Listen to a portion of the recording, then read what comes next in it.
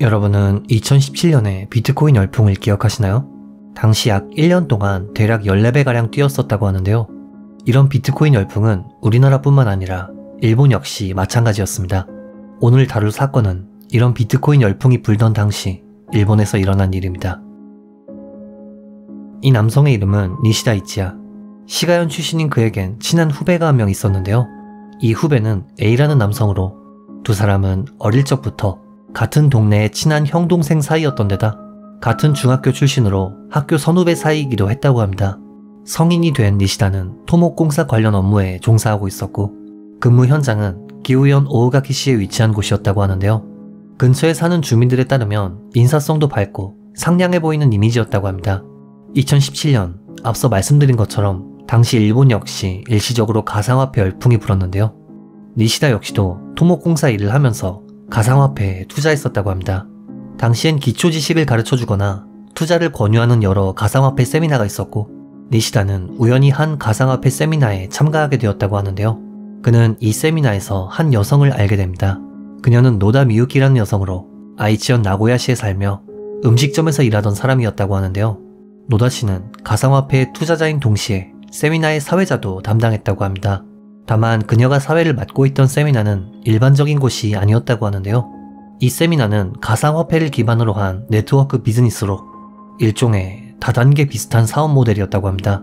자신이 소개한 회원 수가 늘어나면 등급이 올라가고 이에 따라 보수도 많아지는 형식의 피라미드형 사기에 가까운 모델이었던 것이죠. 아무튼 노다 씨는 세미나에 참가한 20대의 니시다를 눈여겨보았는지 그에게 끊임없이 회원 권유를 하기 시작했다고 하는데요. 모든 사건은 여기서 시작됩니다. 여기서부터는 어디까지나 니시다의 주장입니다만 그는 자신에게 가입 권유를 하는 노다 씨를 본 순간 이렇게 생각했다고 합니다. 죽이고 싶다. 이뿐만 아니라 그녀를 인간이 아닌 괴물로 인식했다고 하는데요. 하지만 노다 씨는 니시다가 이런 생각을 하는지는 꿈에도 모르고 계속해서 회원 가입을 권유했다고 합니다. 그리고 이 과정에서 명확히 경위가 밝혀지진 않았지만 니시다는 노다 씨가 약 2천만엔 정도의 비트코인을 소유하고 있다는 것과 그녀가 가진 노트에 계좌의 비밀번호가 적혀 있다는 사실을 알게 되었는데요. 앞서 말씀드린 것처럼 그는 노다 씨를 괴물로 인식하고 있었기에 이런 괴물을 처치하는 것은 올바른 일이며 처치한 대가로 받게 되는 보상이 비트코인이다 라고 생각했다고 합니다. 간단히 말해 게임 같은 감각이었다고 주장했는데요. 그는 인터넷에 시신유기 등의 키워드를 검색하는 등 노다 씨를 살해한 후 그녀의 비트코인을 빼앗을 계획을 세우게 됩니다. 하지만 혼자 범죄를 저지르는 것은 불안했던 모양인지 범행을 도와줄 사람을 찾기 시작했고 그의 눈에 들어온 것이 학창시절 후배였던 A였습니다. 이 A라는 남성은 가정 환경이 좋지 않았던 탓에 어릴 적부터 니시다에게 종종 도움을 받았었고 범행 직전 시점엔 가출해 아르바이트를 하며 자취를 하고 있었다고 하는데요. 니시다는 A에게 접근, 죽여버리고 싶은 여자가 있어. 2천만엔 정도의 비트코인을 가지고 있어. 가입 권유가 질겨서 짜증나 라고 말하며 범행을 도와줄 것을 부탁했습니다. 그리고 니시다의 이야기를 들은 A는 제안을 받아들였고 이들은 2017년 6월 12일 범행을 저지르기로 약속했죠. 약속 당일인 2017년 6월 12일 A는 막상 범행 당일이 되자 사람을 죽여야 한다는 것에 두려운 마음이 들었던 모양인지 일 때문에 사정이 생겼다며 도울 수 없을 것 같다고 니시다에게 연락했다고 합니다. 하지만 니시다는 계획을 포기하지 않았습니다. 그는 시신을 운반하기 위한 캐리어, 손발을 묶기 위한 테이프 등 범행에 쓸 도구들을 구매하는 등 치밀하게 범행을 계획하기 시작했는데요. 2017년 6월 18일 이날 노다 씨는 아이치현 카스가이시에서 열린 다른 세미나에 참석한 상태였습니다.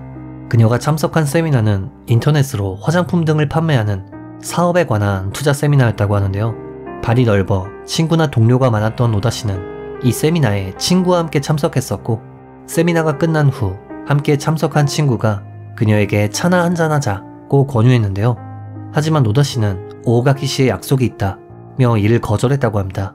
그리고 이 약속이란 니시다가 노다 씨를 불러내기 위한 함정이었죠.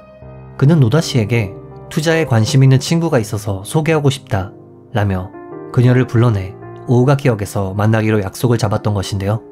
물론 이는 새빨간 거짓말이었죠. 하지만 이런 사정을 모르던 노다 씨는 이내 오오가키역으로 향했고 역 앞에서 기다리던 니시다의 자동차에 타게 됩니다. 니시다는 친구가 있는 곳으로 데려다 주겠다며 시가현의 이누카미군이라는 곳으로 향했는데요. 이동 중 그는 갑자기 최루 스프레이를 꺼내 노다씨의 눈에 분사, 그녀의 눈을 보이지 않게 했다고 합니다. 그리고는 차문을 잠근 후 아무 사정도 설명하지 않고 A를 불러냈는데요. A는 별 생각 없이 니시다가 지시한 장소에 도착했고 니시다의 자동차와 더불어 눈이 보이지 않아 고통스러워하는 노다씨를 보게 되었죠. 니시다는 범죄를 거절한 A씨를 어떻게든 범행에 끌어들이기 위해 계획했던 것입니다. 이내 A는 그의 자동차에 탑승, 둘은 휴대전화 메시지로 어딘가 인적이 드문 곳이 없을까 하는 내용으로 이야기를 나눴다고 합니다. 이후 니시다는 노다씨에게 병원에 데려다 주겠다며 인적이 드문 곳으로 향했고 이내 병원에 도착했다며 노다씨를 내리게 한 뒤 강제로 차 트렁크에 그녀를 집어넣었다고 합니다. 또한 그녀의 가방을 뒤져 현금 5만엔, 상품권, 태블릿 PC 등의 물건을 빼앗았다고 하는데요. 물건을 나눠 가진 이들은 깊은 산속으로 이동한 후 차 트렁크에서 그녀를 꺼내 땅에 넘어뜨렸습니다.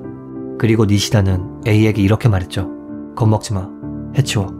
A는 어린 시절부터 니시다에게 신세를 진 일이 많았기에 그가 말한 대로 노다씨의 몸에 올라타 목을 졸랐다고 합니다. 이때 니시다는 미리 준비했던 USB 케이블을 그녀의 목에 감았고 A와 니시다가 이를 잡아당기는 것으로 노다씨는 사망하게 됩니다. 이후 이들은 미리 준비했던 캐리어에 그녀의 시신을 집어넣은 후 니시다의 친척이 관리하는 시가현 타가초의 한 별장으로 향했습니다. 그리고 이 별장에 임시로 캐리어를 방치했다고 하는데요. 이틀 후인 6월 20일 이들은 소형 굴삭기를 끌고 다시금 별장으로 돌아온 후 약 1m 정도의 구덩이를 판 뒤 시신이 담긴 캐리어를 유기했다고 하네요. 한편 노다씨의 지인들은 그녀와 연락이 닿지 않는 것을 이상하게 생각, 경찰에 실종 신고를 제출했다고 하는데요. 7월 무렵 니시다는 노다씨에게 빼앗은 소지품 중 계좌 비밀번호가 적힌 노트와 휴대전화를 이용 그녀의 계좌에 로그인한 후 비트코인을 자신의 계좌로 옮겼다고 하는데요. 범행 전 니시다는 노다씨가 2천만엔 정도의 비트코인을 가지고 있다고 생각했지만 정작 그녀의 계좌엔 35만엔 정도의 금액밖에 없었다고 합니다. 실제로 노다씨의 친구에 따르면 노다는 말재주가 좋아서 돈이 많다고 착각했던 모양입니다. 라는 말을 남겼는데요. 아무튼 노다씨가 실종되었다는 신고를 받은 경찰은 아이치현 경찰과 시가현 경찰이 합동수사본부를 설치, 그녀의 흔적을 쫓기 시작했죠. 경찰은 실종 당일 노다씨와 대화했던 친구에게 상황을 전해 듣게 되었고 당시 그녀가 기후현 오우가키역으로 향했다는 것을 알게 되었습니다. 이에 경찰은 해당 역의 CCTV 영상을 입수했고 거기엔 니시다의 자동차에 탑승하는 노다씨의 모습이 있었습니다. 경찰은 니시다를 유력한 용의자로 보고 그의 집과 차량을 수사했는데요. 수사 결과 노다씨의 휴대전화, 가방 등의 여러 물건이 발견되었죠. 경찰이 니시다를 추궁하자 그는 노다씨를 유기한 장소를 실토했고 그가 진술한 장소에서 실제로 노다씨의 시신이 발견되었기에 그는 강도살인, 시신 유기 등으로 즉시 체포되었습니다. 조사 중 그는 자신의 범죄를 전부 인정했으며 공범이었던 A 역시도 경찰에 체포되었고 이 두 명은 재판대에 서게 됩니다. 먼저 공범인 A는 재판에서 니시다와는 어릴 적부터 사이가 좋았고 은혜를 갚고 싶다고 생각했어요. 라며 자신이 범행을 저지른 동기를 밝혔는데요. 재판장은 니시다와 A는 종속적인 관계였지만 범행에 중요한 역할을 했을 뿐만 아니라 보수도 받았다 라며 징역 18년을 선고했다고 합니다. 그리고 A는 항소하지 않고 형을 받아들였죠. 한편 2019년 1월 23일 열린 니시다의 첫 공판, 그는 범행을 모두 인정했던 수사 때와는 전혀 다른 태도를 보였습니다. 재판대에 선 그는 전 무죄입니다. 나머지는 변호사에게 맡기겠습니다. 라며 뜬금없이 무죄를 주장했던 것이죠. 변호 측은 범행 당시 니시다는 해리성 장애였기에 선악 판단이 불가능했다. 범행 당시의 인격과 평소 인격은 다른 존재이기에 책임 능력이 없었다. 라며 무죄를 주장했습니다. 조사 과정에서 진술한 그녀를 인간이 아닌 괴물로 인식했다 라는 말이나 보자마자 죽이고 싶다는 생각이 들었다고 주장했던 것은 전부 무죄를 주장하기 위한 복선이었던 것이죠. 이에 검찰은 니시다는 정신질환 치료 이력이 전혀 없다. 주변 인물들의 증언이나 그의 성장 과정에도 해리성 장애가 있었다는 증언이나 이야기는 전혀 없다. 범행 당시 그는 계획적이고 합리적인 행동을 취했기에 완전한 책임 능력이 있었다. 라고 반론, 무기징역을 구형했다고 합니다. 한편 니시다는 피고인 질문에서 이런 말을 했다고 하는데요. 원한은 없었어요. 처음 봤을 때부터 죽여버려야겠다는 생각만 들었어요. 옷이나 행동이 짜증났어요. 게임에서 적을 처치하고 보상을 받는 기분이었어요. 또한 A에게 해치우라고 한 건 죽이라는 의미가 아니었다며 은근슬쩍 발뺌하는 모습도 보였는데요. 니시다는 최종 변론에서 유족들에게서 가족을 빼앗았다는 생각도 들긴 하지만 엔딩 크레딧을 보는 것 같은 달성감이 드네요. 판결을 진지하게 받아들일 생각입니다. 라는 말을 남겼다고 합니다. 이후 판결 공판에서 재판장은 니시다는 범행 당시 합리적인 행동을 취했기에 책임 능력엔 문제가 없었다. 의욕적이고 계획적으로 흉악한 범죄를 저질렀다. 반성의 태도를 보이지 않는 것은 물론 유족 역시도 엄벌을 원한다. 라며 무기징역을 선고했습니다. 앞서 니시다는 판결을 진지하게 받아들인다고 했지만 정작 무기징역 판결이 나오자 곧바로 항소했는데요. 하지만 그의 항소는 물론 상고까지도 전부 기각되었고 결국 무기징역 판결이 확정됩니다. 감기 기운 때문에 목 상태가 좋지 않네요. 이번 영상 어떻게 보셨는지요? 피해자의 명복을 빌며 영상을 마칩니다. 괴미사였습니다.